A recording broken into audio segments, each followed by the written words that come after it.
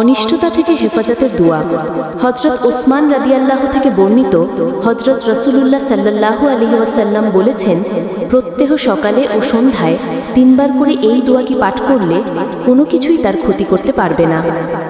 বিসমিল্লাহিল্লাযী লা ইয়াদুররু মা ইসমিহি শাইউন ফিল আরদি ওয়ালা ফিস সামাই ওয়া হুয়াস সামিউল আলীম। আল্লাহর নামে, যার নামের বরকতে আসমান ও জমিনের কোনো কিছুই কোনো ক্ষতি করতে পারে না, তিনি সর্বশ্রোতা ও সর্বজ্ঞ।